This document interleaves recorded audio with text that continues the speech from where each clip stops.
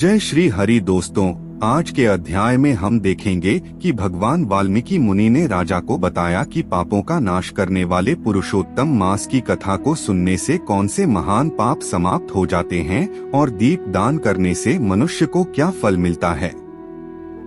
तो मित्रों, पिछले अध्याय में आपने देखा अधिक मास कथा अध्याय 21, अब आगे की कथा अध्याय 22।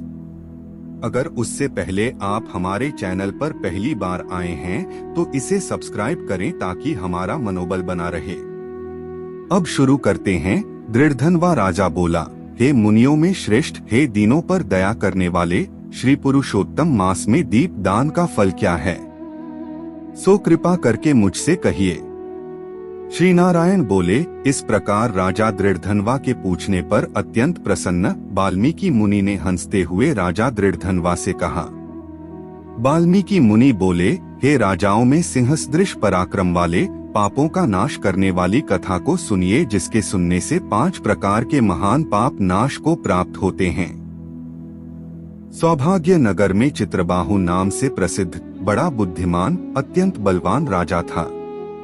वह क्षमाशील, समस्त धर्मों को जानने वाला, शील रूप और दया से युक्त, ब्राह्मणों का भक्त, कथा के श्रवण में तत्पर, हमेशा अपनी स्त्री में प्रेम करने वाला, पशु पुत्र से युक्त, चतुरंगिणी सेना से युक्त, ऐश्वर्य में कुबेर के समान था। उसकी चंद्रकला नाम की स्त्री 64 कला को जानने वाली, पतिव्रता, भगवान की भक्ति को करने वाली थी। उसके साथ युवा चित्रबाहु राजा पृथ्वी का भोग करने लगा। बिना श्री कृष्ण के दूसरे देवता को नहीं जानता था। एक दिन पृथ्वीपति राजा चित्रबाहु ने दूर से ही आए हुए मुनियों में श्रेष्ठ अगस्त्य मुनि को देखकर पृथ्वी में दंडवत प्रणाम कर उनकी विधिपूर्वक पूजा की और भक्ति से आसन देकर मुनिश्रेष्ठ के सम्मुख बैठ गया। विनय से नम्र होकर मुनिश्रेष्ठ से कहा।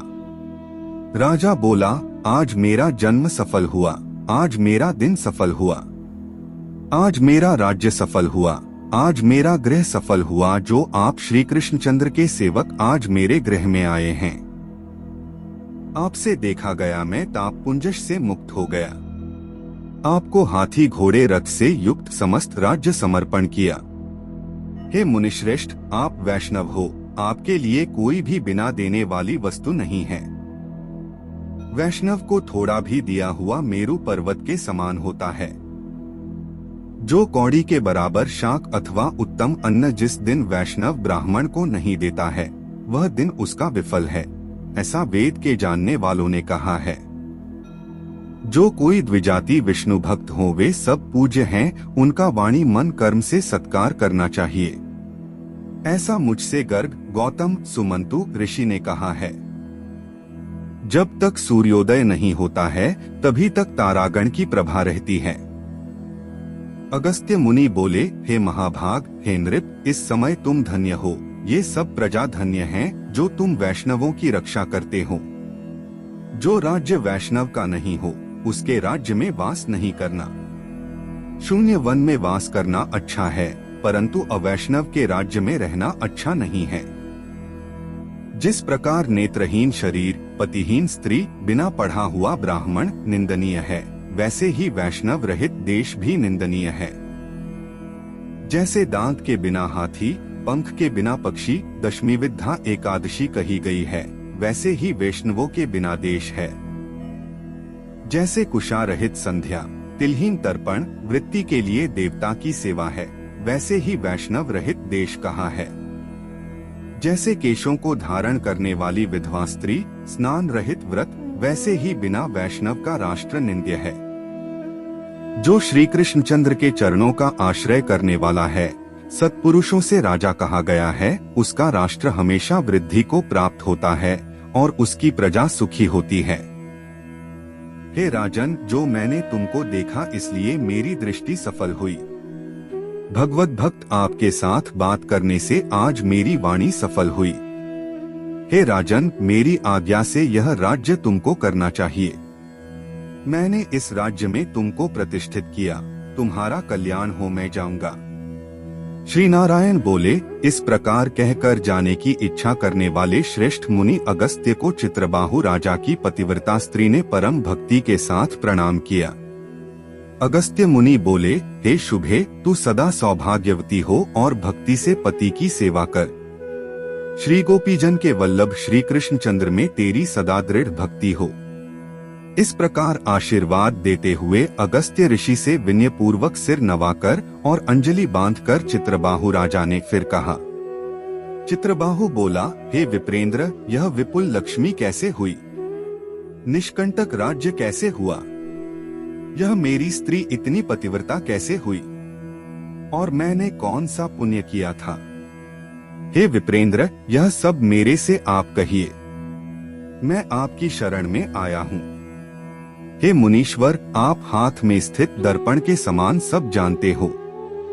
श्री नारायण बोले, इस प्रकार राजा चित्रबाहु के कहने पर मुनिश्रेष्ठ अगस्त्य एकाग्रचित्त होकर राजश्रेष्ठ चित्रबाहु से बोले। अगस्त्य मुनि बोले, हे राजन, मैंने तुम्हारे पूर्वजन्म का चरित्र देख लिया है। इतिहास के सहित प्राचीन उस चरित्र को कहता हूँ। तुम सुंदर चमत्कारपुर में शूद्र जाति में जीव हिंसा करने में तत्पर मणिग्रीव कामधारी हुए। सो तुम नास्तिक, दुष्टचरित्र वाले, दूसरे की स्त्री को हरण करने वाले, कृतघ्न, दुर्विनीत, शिष्टाचार से रहित हुए। और तुम्हारी यह जो स्त्री है, यही पूर्व जन्म में भी स्त्री थी। यह कर्म, मन और वचन से पति सेवा में परायण थी। पतिव्रता, महाभागा, धर्म में प्रेम करने वाली, मनस्विनी, इसने कभी भी तुम्हारे विषय में दुष्ट भाव नहीं किया।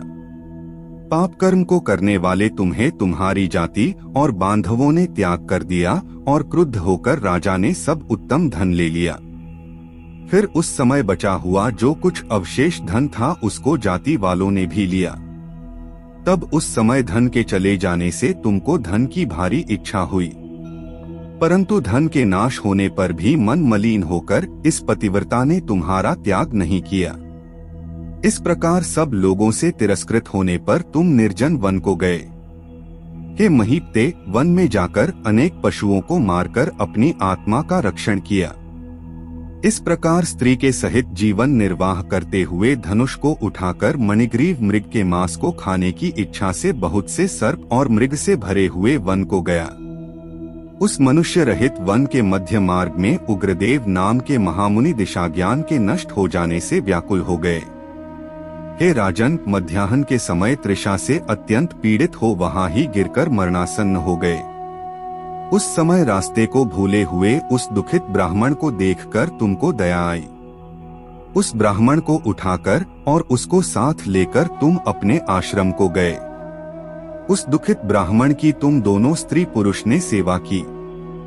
एक मुहूर्त के बाद उस समय महायोगी उग्रदेव चेतना को प्राप्त हो आश्चर्य करने लगे कि मैं वहां था, यहाँ कैसे आ गया? उस वन के बीच से कौन लाया?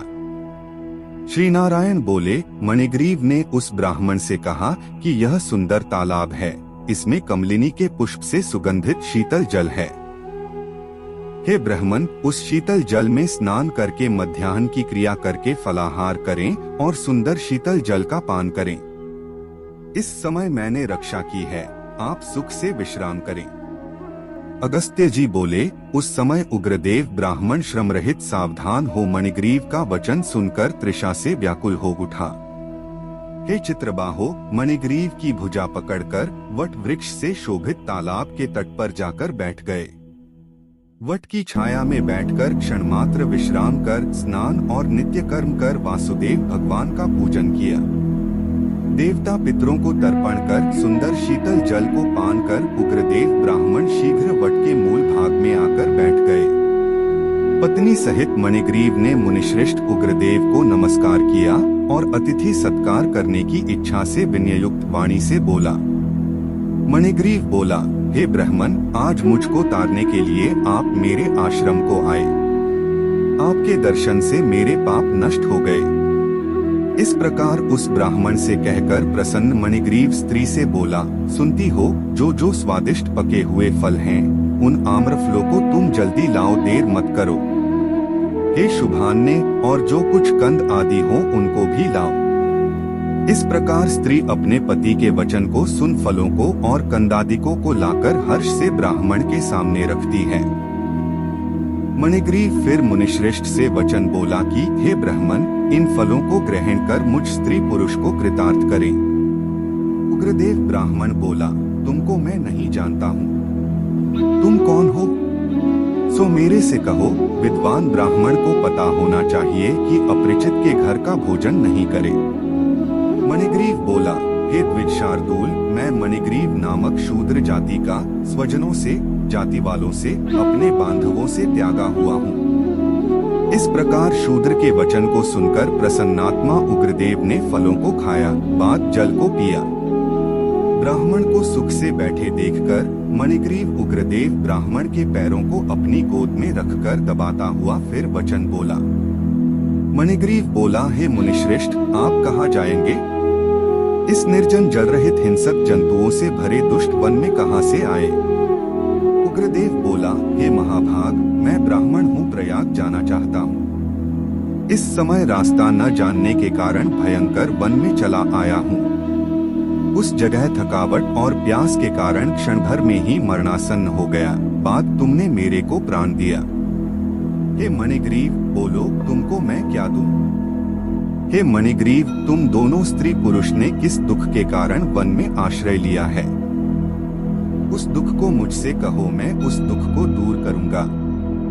अगस्त्य मुनि बोले, इस प्रकार उग्रदेव ब्राह्मण के वचन को सुनकर अपनी स्त्री के सामने उस मुनीश्वर उग्रदेव की प्रार्थना कर दरिद्रता समुद्र को पार करने की इच्छा वाले मणिग्रीव ने अपने कर्म के भयंकर फलरूप वृत्तांत को कहा।